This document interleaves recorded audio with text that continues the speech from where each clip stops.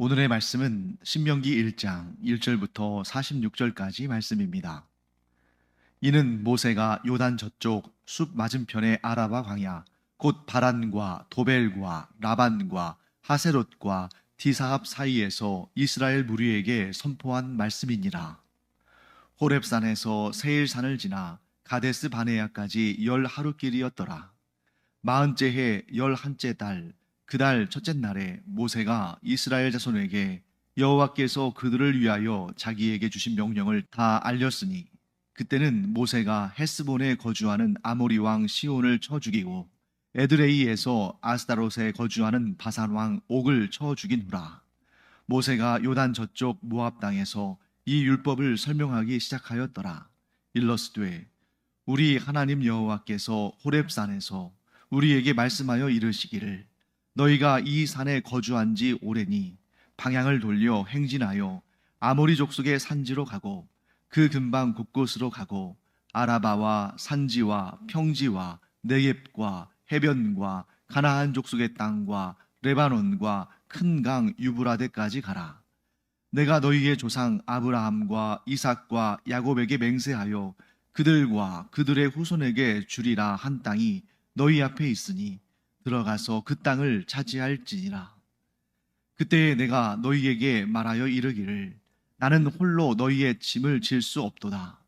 너희의 하나님 여호와께서 너희를 번성하게 하셨으므로 너희가 오늘날 하늘의 별같이 많거니와, 너희 조상의 하나님 여호와께서 너희를 현재보다 1000배나 많게 하시며 너희에게 허락하신 것과 같이 너희에게 복 주시기를 원하노라. 그런즉 나 홀로 어찌 능히 너희의 괴로운 일과 너희의 힘겨운 일과 너희의 다투는 일을 감당할 수 있으랴. 너희의 각 지파에서 지혜와 지식이 있는 인정받는 자들을 택하라. 내가 그들을 세워 너희 수령을 삼으리라 한즉, 너희가 내게 대답하여 이르기를, 당신의 말씀대로 하는 것이 좋다 하기에 내가 너희 지파의 수령으로 지혜가 있고 인정받는 자들을 취하여 너희의 수령을 삼되, 곧 각 지파를 따라 천부장과 백부장과 50부장과 10부장과 조장을 삼고, 내가 그때에 너희의 재판장들에게 명하여 이르기를, 너희가 너희의 형제 중에서 송사를 들을 때에 쌍방간에 공정히 판결할 것이며 그들 중에 있는 타국인에게도 그리할 것이라.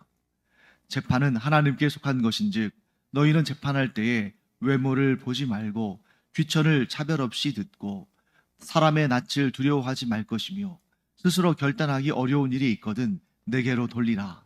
내가 들으리라 하였고, 내가 너희의 행할 모든 일을 그때에 너희에게 다 명령하였느니라.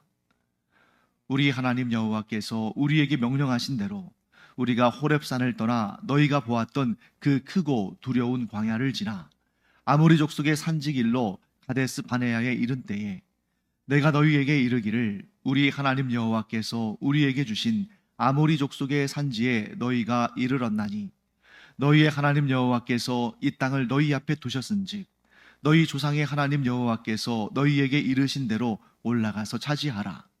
두려워하지 말라, 주저하지 말라 한즉, 너희가 다 내 앞으로 나와 말하기를, 우리가 사람을 우리보다 먼저 보내어 우리를 위하여 그 땅을 정탐하고 어느 길로 올라가야 할 것과 어느 성읍으로 들어가야 할 것을 우리에게 알리게 하자 하기에, 내가 그 말을 좋게 여겨 너희 중 각 지파에서 한 사람씩 12를 택하매 그들이 돌이켜 산지에 올라 에스골 골짜기에 이르러 그곳을 정탐하고 그 땅의 열매를 손에 가지고 우리에게로 돌아와서 우리에게 말하여 이르되, 우리의 하나님 여호와께서 우리에게 주시는 땅이 좋더라 하였느니라. 그러나 너희가 올라가기를 원하지 아니하고 너희의 하나님 여호와의 명령을 거역하여 장막 중에서 원망하여 이르기를, 여호와께서 우리를 미워하심으로 아모리 족속의 손에 넘겨 멸하시려고 우리를 애굽 땅에서 인도하여 내셨도다. 우리가 어디로 가랴? 우리의 형제들이 우리를 낙심하게 하여 말하기를, 그 백성은 우리보다 장대하며 그 성읍들은 크고 성곽은 하늘에 닿았으며 우리가 또 거기서 아낙 자손을 보았노라 하는도다 하기로, 내가 너희에게 말하기를, 그들을 무서워하지 말라, 두려워하지 말라. 너희보다 먼저 가시는 너희의 하나님 여호와께서 애굽에서 너희를 위하여 너희 목전에서 모든 일을 행하신 것 같이 이제도 너희를 위하여 싸우실 것이며 광야에서도 너희가 당하였거니와 사람이 자기의 아들을 앉는 것 같이 너희의 하나님 여호와께서 너희가 걸어온 길에서 너희를 아느사 이곳까지 이르게 하셨느니라 하나 이 일에 너희가 너희의 하나님 여호와를 믿지 아니하였도다. 그는 너희보다 먼저 그 길을 가시며 장막 칠 곳을 찾으시고 밤에는 불로 낮에는 구름으로 너희가 갈 길을 지시하신 자이시니라. 여호와께서 너희의 말소리를 들으시고 노하사 맹세하여 이르시되 이 악한 세대 사람들 중에는 내가 그들의 조상에게 주기로 맹세한 좋은 땅을 볼 자가 하나도 없으리라. 오직 여분네의 아들 갈렙은 온전히 여호와께 순종하였은즉 그는 그것을 볼 것이요 그가 밟은 땅을 내가 그와 그의 자손에게 주리라 하시고 여호와께서 너희 때문에 내게도 진노하사 이르시되 너도 그리로 들어가지 못하리라. 내 앞에 서 있는 눈의 아들 여호수아는 그리로 들어갈 것이니 너는 그를 담대하게 하라. 그가 이스라엘에게 그 땅을 기업으로 차지하게 하리라. 또 너희가 사로잡히리라 하던 너희의 아이들과 당시에 선악을 분별하지 못하던 너희의 자녀들도 그리로 들어갈 것이라. 내가 그 땅을 그들에게 주어 산업이 되게 하리라. 너희는 방향을 돌려 홍해 길을 따라 광야로 들어갈지니라 하시매 너희가 대답하여 내게 이르기를 우리가 여호와께 범죄하였사오니 우리 하나님께서 우리에게 명령하신 대로 우리가 올라가서 싸우리이다 하고 너희가 각각 무기를 가지고 경솔히 산지로 올라가려 할 때에 여호와께서 내게 이르시되 너는 그들에게 이르기를 너희는 올라가지 말라 싸우지도 말라 내가 너희 중에 있지 아니하니 너희가 대적에게 패할까 하노라 하시기로 내가 너희에게 말하였으나 너희가 듣지 아니하고 여호와의 명령을 거역하고 거리낌 없이 산지로 올라가매 그 산지에 거주하는 아모리 족속이 너희에게 마주 나와 벌떼같이 너희를 쫓아 세일산에서 쳐서 호르마까지 이른지라. 너희가 돌아와 여호와 앞에서 통곡하나 여호와께서 너희의 소리를 듣지 아니하시며 너희에게 귀를 기울이지 아니하셨으므로 너희가 가데스에 여러 날 동안 머물렀나니 곧 너희가 그곳에 머물던 날 수대로니라. 네, 굉장히 긴 내용이죠. 네, 이 내용이 정말 공부할 것이 많습니다만 우리가 가급적 전체를 한번 보도록 하겠습니다. 네, 신명기라는 이름의 책이 우리가 오늘 읽은 책입니다. 그리고 신명기는 모세오경 가운데 마지막 5번째 책이죠. 모세오경은 하나님께서 모세에게 주신 말씀을 모세 또는 모세의 후계자가 기록한 내용입니다. 그래서 신명기에는 앞부분은 모세가 한 말들, 즉 모세가 하나님의 말씀을, 하나님의 명령을, 하나님의 율법을 이렇게 이스라엘 백성들에게 전하고 설명하는 내용이 나오죠. 그리고 신명기의 후반부에는 모세가 죽는 내용도 나옵니다. 그렇기 때문에 우리가 너무 기계적으로 모세오경은 반드시 모세가 기록했다, 뭐 그렇게 고집을 피울 필요는 없어요. 왜냐하면 그렇게 되면 우리가 공격당하기 쉽죠. 왜? 목사님 분명히 신명기 맨 끝부분에는 모세의 죽음이 나오는데 모세가 죽은 다음에도 그 자기가 죽는 내용을 기록했습니까? 그렇게 우리가 기계적으로 보기보다는 모세오경의 대부분의 내용은 모세가 하나님께로부터 받고 기록하고 전달하고 가르친 내용들이죠. 하지만 모세의 죽은 이후에 그의 죽음과 그 이후의 상황을 기록한 내용들은 모세의 후계자가 기록했겠죠. 모세의 후계자 누굽니까? 여호수아. 혹은 여호수아가 아니라면 여호수아 외에 이제 이 모세 곁에서 모세가 하는 말들을 다 꼼꼼하게 기록한 사람이 있었겠죠. 하지만 우리가 여호수아라고 보는 이유는 뭐냐면 모세가 하나님의 산에 올라갈 때에도 또 모세가 성막에 있을 때에도 항상 모세 곁을 지킨 사람이 누구였습니까? 여호수아였거든요. 그러니까 여호수아만큼 모세에 가까이 있었던 사람도 없고 모세가 한 말을 다 들은 사람도 없고 그 가르침을 제대로 깨달은 사람도 없었겠죠. 그래서 이 모세오경은 모세가 그리고 그 후반부에 가서는 여호수아가 기록했을 것이다. 이렇게 보는 것이 타당합니다. 자, 그러면 제목을 볼까요? 신명기. 딱 어떤 느낌이 들어요? 신명기 하면 여러분들 우리말로 신명기 딱 했을 때 이게 한자로 된 글이기 때문에 그 의미를 파악해야지 신명기라는 이름 자체만 가지고는 무슨 뜻일지 잘 알 수가 없죠.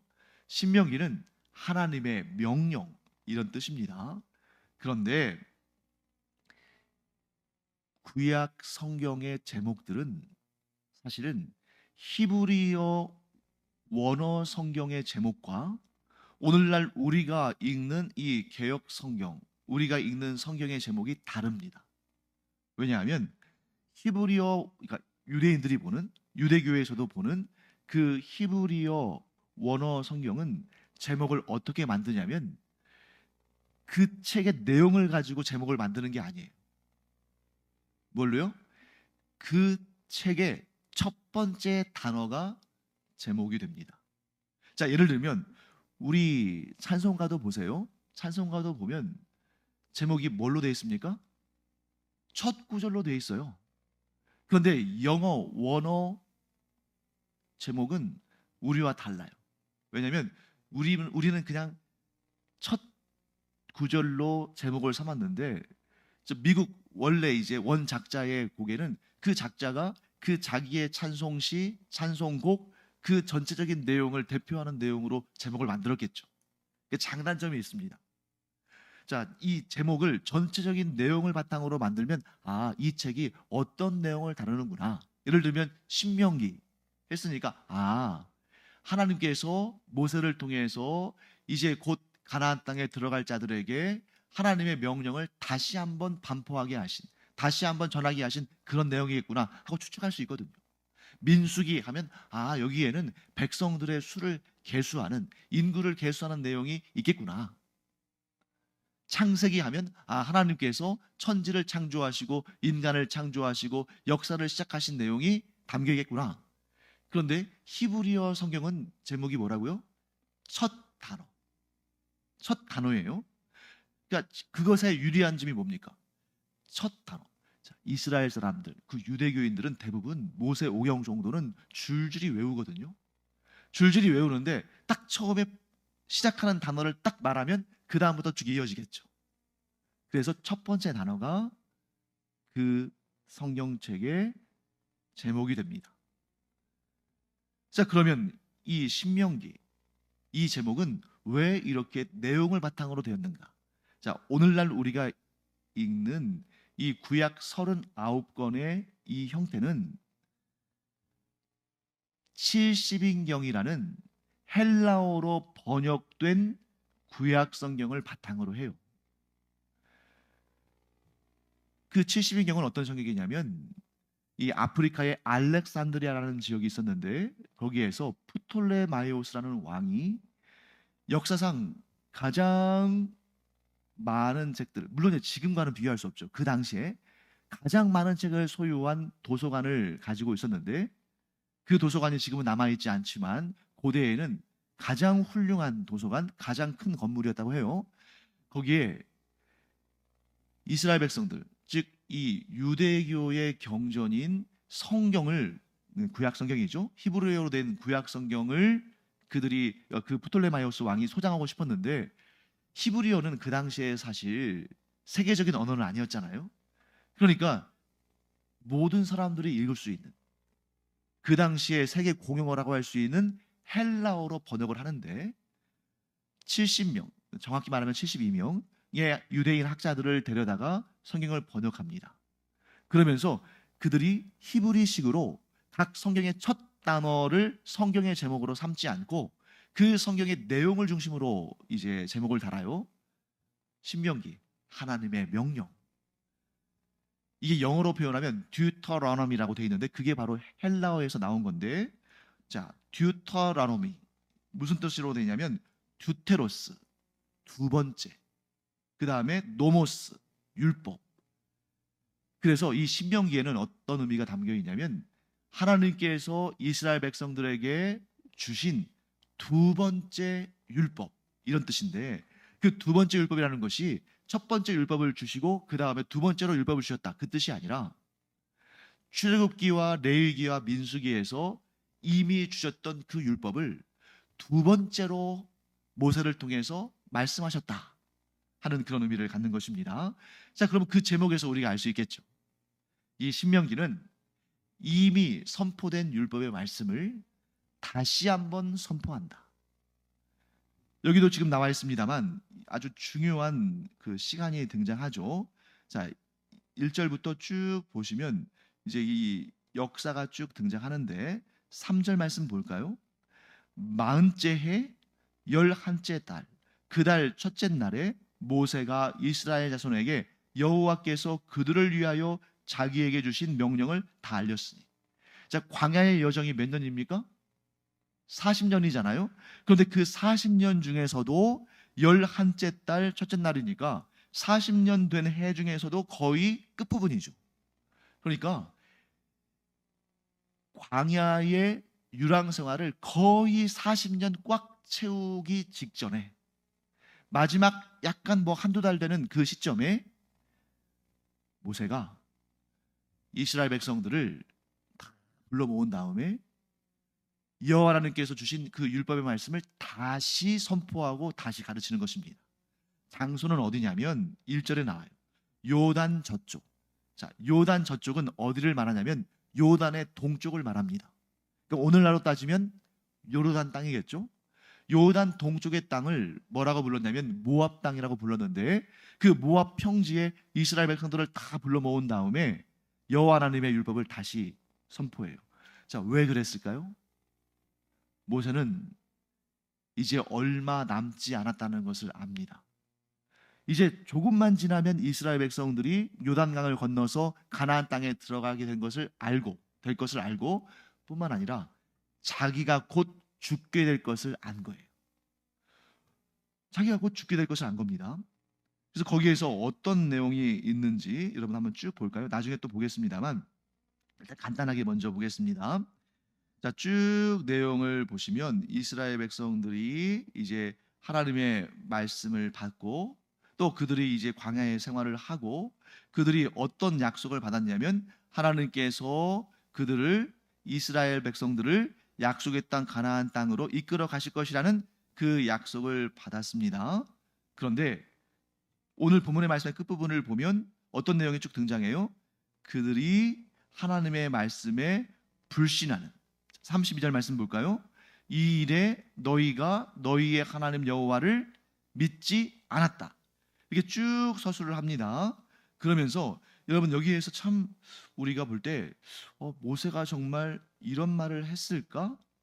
할 정도로 좀 특이한 부분이 있는데 뭐라고 말하냐면 너희 때문에 내가 가나안 땅에 들어가지 못한다.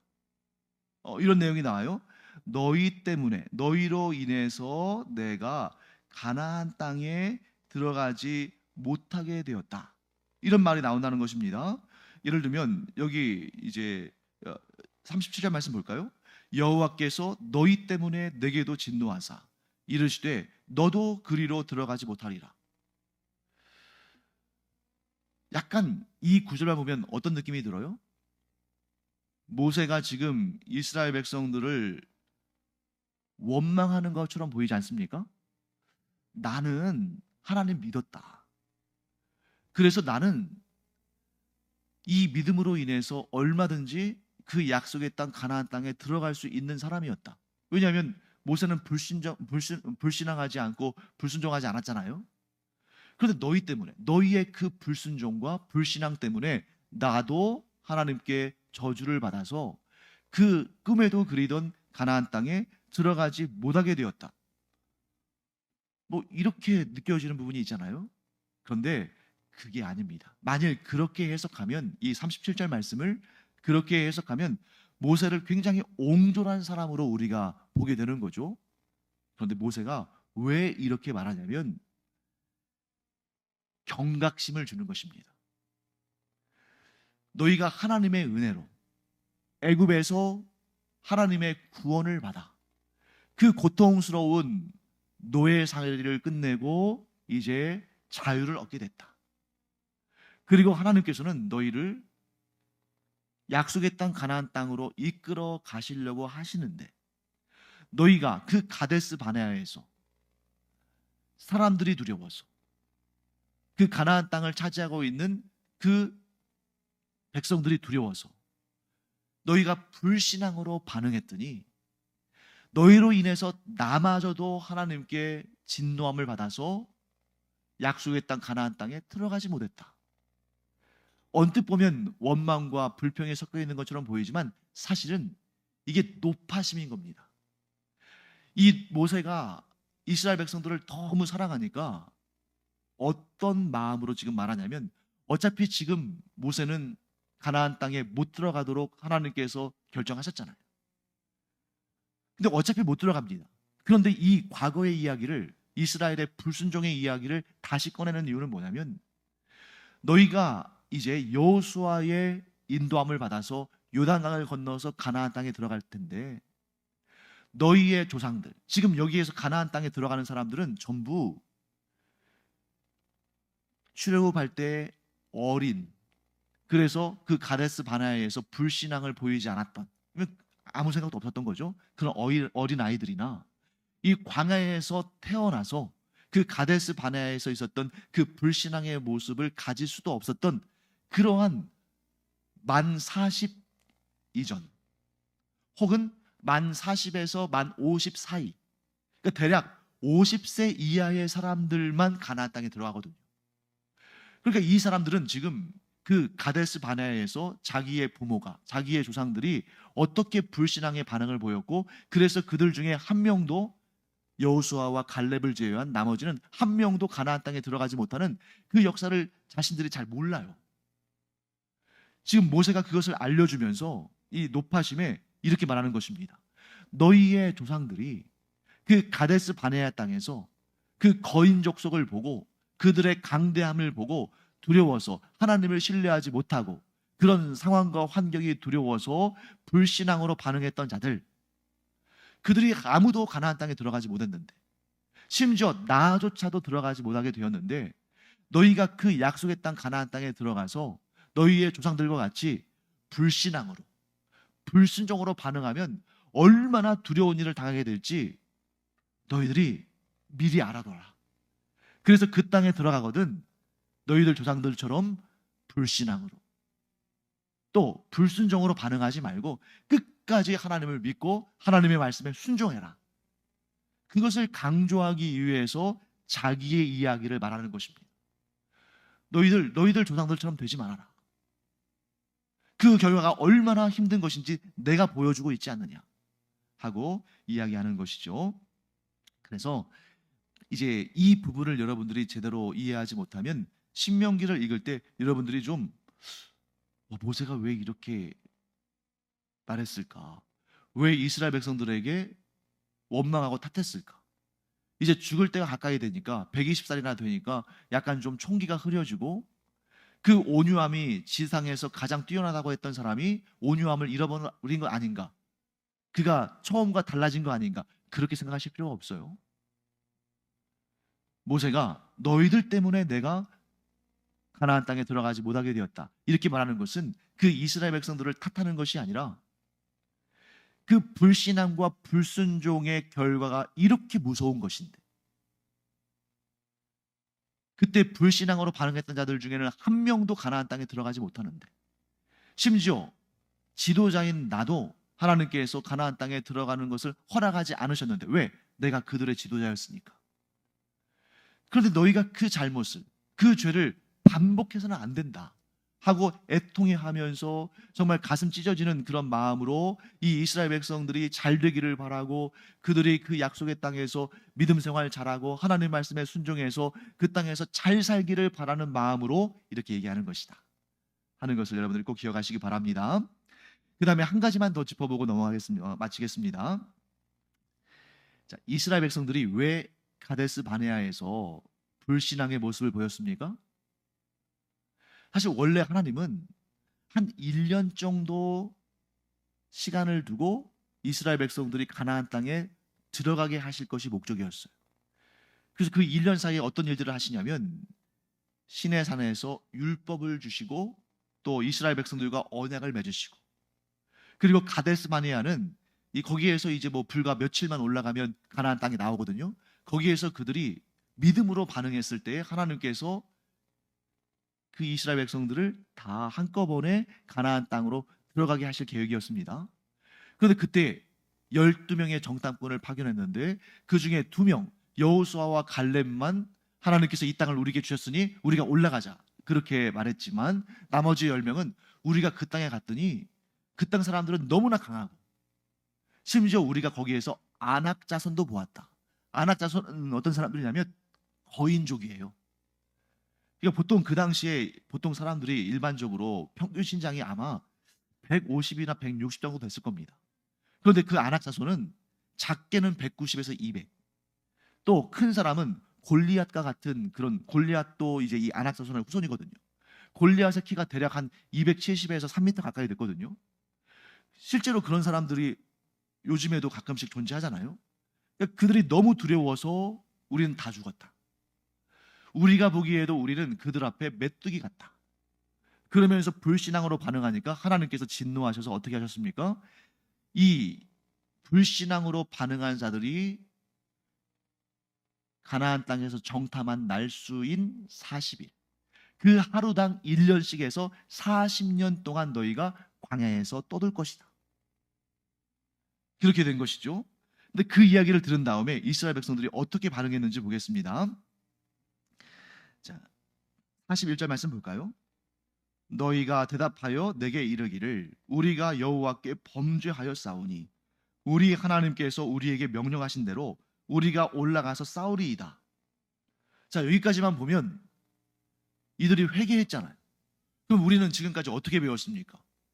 우리가 회개하면 하나님은 우리를 용서하신다고 배웠잖아요. 그러면 이들이 지금 우리가 하나님께 범죄하였사오니 하고 회개했으면 이들을 용서하시고 이들에게 은혜를 베푸셔야 하잖아요. 그런데 하나님은 이들이 회개했음에도 불구하고 이들에게 내리신 징벌을 거두지 않으셔요. 그래서 40년 동안의 광야 생활이 시작됩니다. 이거 어떻게 해석해야 될까요? 오늘날도 우리가 진심으로 회개했는데 하나님께서 우리를 용서하지 않으신다면 얼마나 끔찍한 일입니까? 그런데 이들의 회개는 진정한 회개가 아니었다는 걸 우리가 알게 됩니다. 왜? 바로 드러나요. 41절 후반부 보실까요? 너희가 각각 무기를 가지고 경솔히 산지로 올라가려 할 때, 자, 이들은 하나님 앞에 회개한 척했지만 그 회개도 사실은 연기였던 거예요. 어떤 연기? 자기들이 원하는 것을 얻고자 하는. 만약에 이들이 진정으로 회개했다면 하나님께서 올라가지 말라고 하실 때 올라가면 안 되죠. 그런데 하나님께서는 그들에게 올라가지 말라고 모세를 통해서 분명히 말씀하셨는데 이들이 어떻게 합니까? 됐습니다.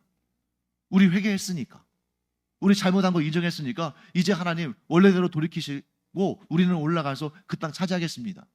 여전히 그들은 하나님보다 자기 자신이 주인된 삶을 살고 있는 거죠.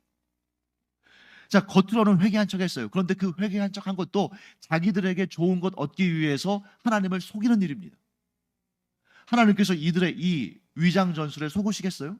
하나님은 중심을 보시는 분이신데 오히려 그들 스스로 자신들이 하나님 앞에 온전히 회개하지 않았다는 것을 스스로 증명했죠.